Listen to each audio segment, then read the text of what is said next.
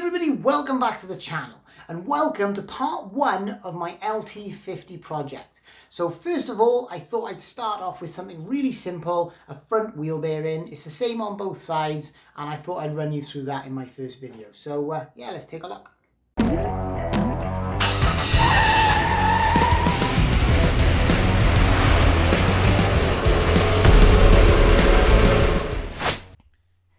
And if you get value from this video, hit the like button and subscribe to support this channel. Right then, so the first thing I've done is prop the frame up on a couple of blocks of wood so I can get the one front wheel off the floor. And then what I'm going to do is, you can see here now I got a fair bit of side to side play in my bearing, and also if I give the wheel a good spin, you can hear that plain as day.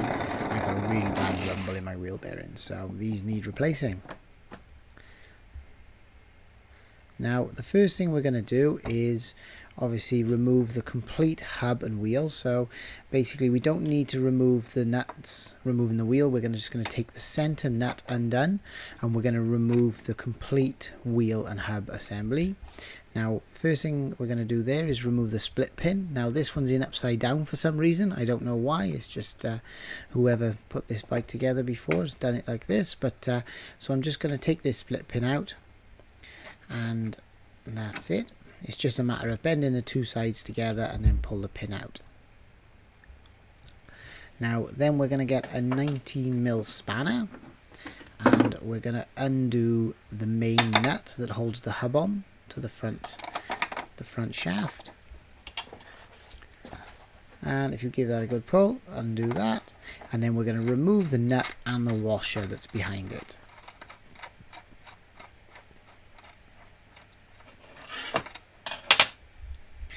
And that's it, that's them out the way. Now we can just simply pull the whole wheel off. The guard is in a little bit of the way there, but that's just because of the way I've got the angle of the steering, so you guys can see it. Now I'm going to do this on the floor because my quad is on the bench. So basically what you need to do, you need to lean the wheel up against something. So whether it's some pile of wood like this or whether it's a wall, just so it can hold it on an angle so you can knock the bearing out. Obviously if you laid it flat on the bench, you'd hit the bearing. So there's a bit of a spacer on the nut side, so we're going to remove that spacer, and then you can see the bearing inside. Now there is a rubber seal that you need to remove first that stops the dirt getting into the bearings, and we're just going to take a flathead screwdriver and just give it a twist and pop that out. Now this one was quite loose, so it came out quite easy, and then you can see you've got the little spacer there that fits in the middle, so we'll put them to one side. And then we're going to turn it round. Now obviously this is the inside of the hub, so there's no spacer, it's just the seal. Now I give it a bit of a tweak, but this seal was quite tight and I didn't want to damage the seal, so I decided not to remove it with a screwdriver. I just decided to knock the bearing out, and then obviously when I knock the bearing, it'll knock the seal out at the same time.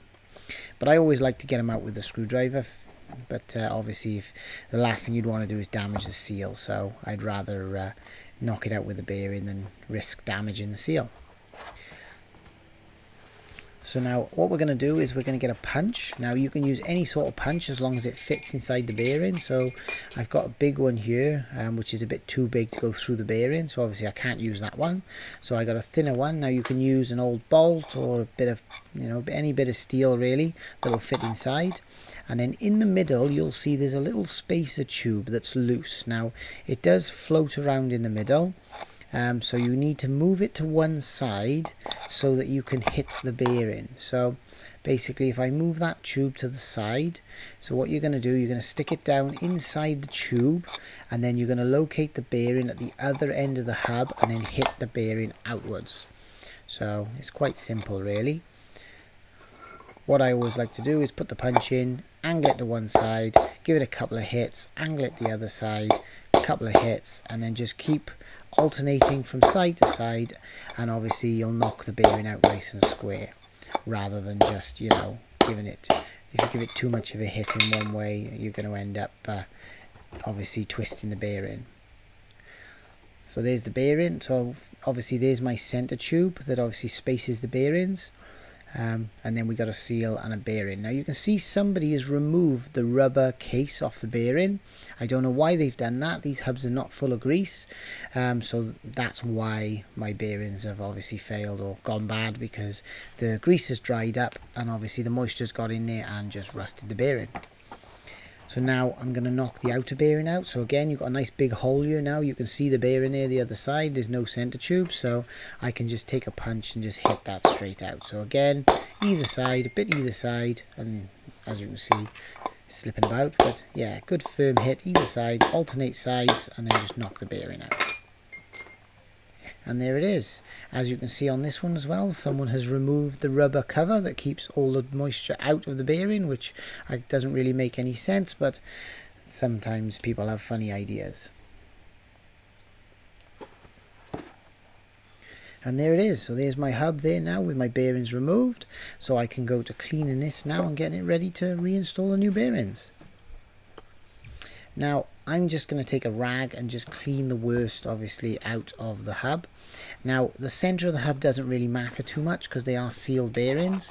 I'm just going to take a screwdriver and I'm going to run it around the seating edge of the bearing just to make sure that I get rid of any debris and make sure there's nothing that's going to stop the bearing going all the way home. That's what you've got to make sure. You've got to make sure it's nice and clean and there's nothing that's going to stop that bearing sitting back against the lip. There's like a lip in there that the bearing goes all the way up against, and you want it to sit nicely up against that lip, obviously without the bearing, without it stopping. So yeah, make sure there's nothing in there. Like I say, give it a good clean out. I wouldn't worry about polishing it. You want the bearing in there nice and tight. So there we go. So we're going to do the back side first. So I'm just going to take a bearing. Now, one thing about these bearings is I do find they don't come with a lot of grease from new. So I was always taught to take the seals off. So take a little pick and just push it down the inside of the seal. Now, you don't want to damage it, so just be gentle. And then pry out the rubber seal and get your nail behind him and you can just pop him out. And then you can see, plain as day, there's not a lot of grease in this bearing. Now, I believe in, more the merrier. So what I like to do is just give it a good pack. But you can just see a little bit of grease around the outside. Not really much in there. So I'm just going to take some grease and I'm going to give that a good packing. So I got some Silkleen RG2, which any, I guess grease will do. Obviously, it wants to be like high pressure grease rather than your, your cheap grease. Really, you want something that's going to last, so I use this. But yeah, so there's no art to this. It's just a matter of sticking some grease in there. You want to make sure you don't put enough in to fill it, but you want to be able to get the seal back on. If you're trying to push the seal on and there's grease squirting out, you've put too much in there. So just put a nice little bit in there and then shut the seal. And then turn him over and do the same to the other side. So again, we're going to pop the seal out with a pick. And we're going to grease this side of the bearing as well. And like I say, this just makes the bearing last a bit longer in my opinion, but I guess each to their own.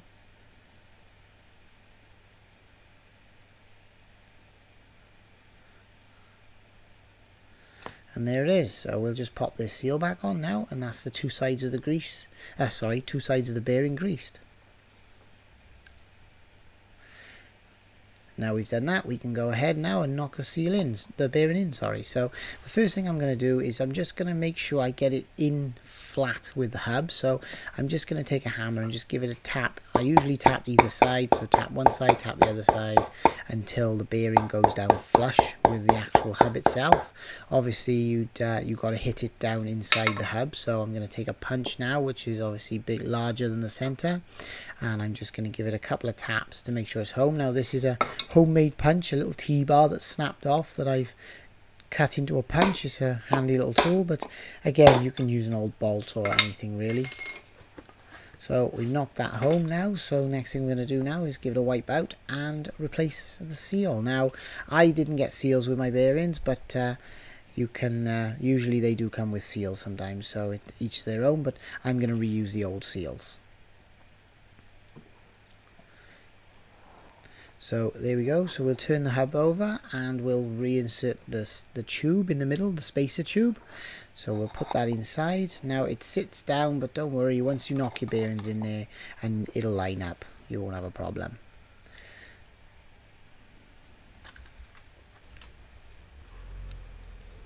So here's our second bearing again. I'm going to do the same again. I'm going to pop the two seals off and just give them a bit of a packing with grease.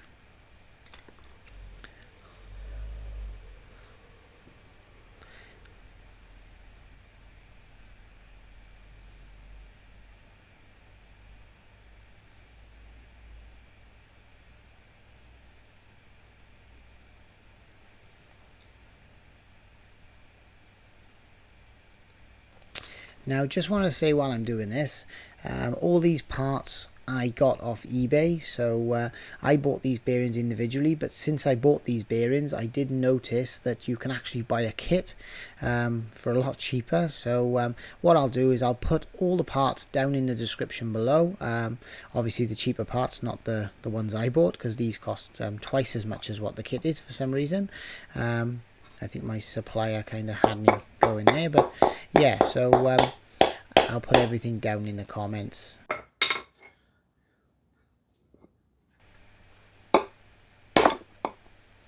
So I'm just knocking this in now with my punch again. Again, like I said, I tapped it in to start it. Now you can see the center tube is really loose in there, so obviously the bearing isn't quite all the way in. It's a good little indication when it's kind of pinches the center tube. That's when you know that you've got it all the way home. But it doesn't matter if you haven't got it perfect. Like there, now you can see the tube is kind of stuck in between the two bearings and stayed in the middle, so, and then it's dropped, but it's somewhere near. And when you tighten the nut up on the actual axle, it actually pulls the bearings in a bit more if they need to be. So I've just pushed the seal in with my fingers, and now I'm pushing the little spacer in. Obviously the spacer goes on the outside of the hub, so the side where the wheel nuts are to remove the wheel. And there we have it. So we're just going to put the wheel back onto the, obviously, the stub. So again, like I just said, there's that little spacer on the outside, which is the side with the nuts for the wheel.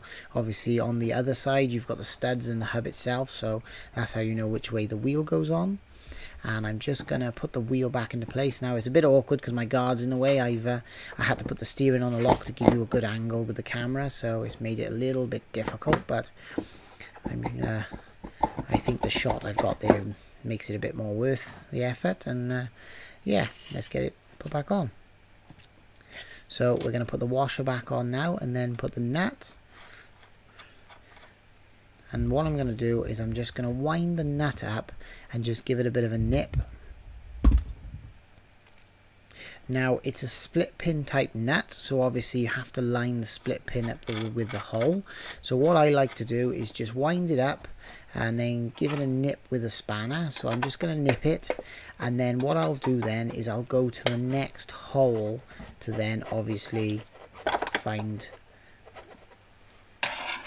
my hole for my split pin. So as you can see, I just give it a bit of a firm nip there with a spanner, and then I've got my split pin, and I'm just going to take a pair of pliers now because my split pin is a bit out of shape, and I'm just going to straighten the split pin. Now you can put it on a bench or a vise and give it a tap with a hammer, but I like to just straighten them with a pair of pliers.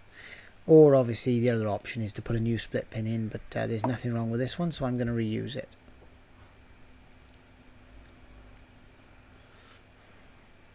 And it's that easy. Like you say, it doesn't have to be perfect, just enough so you can get it in the hole. Now, as I said before, the previous person to this decided to put it up through, but I'm going to put it down through. I guess it's not a huge difference, but if for some reason something was to go wrong with the split pin, it could just drop out. It could, you know, it could come out anyway, but I guess gravity is against it. So now obviously I'm going to turn this up tight until it goes to the next hole that I can get the split pin in, and then insert the split pin. And then bend the two sides opposite. So obviously I'll bend the one up around on the left and one up and around on the right. And then just take a pair of pliers then and give them a good squeeze just to make sure the split pin. Obviously the hubcap spins with the wheel, so the last thing you'd want is the hubcap, rubber hubcap catching on the split pin and damaging. So And as you can hear there, that is beautiful and quiet, and there is a little bit of play I noticed in this, but now the play is actually from the suspension, the actual control arm itself, so that'll be a future video. And there we go. So we're just going to refit the hubcap. I had a new one here, so I'm just going to put that on there now and give it a twist onto place. It just twists on, well, you know, kind of just pushes on, but give it a twist, and there it is. It's that simple. So that's it, all assembled. I'm just going to drop him on the bench and we're all finished. Like I said, I'll put everything down in the comments, so obviously all the parts and everything you need. And yeah, thanks for watching. And if you get value from this video, hit the like button and subscribe to support this channel.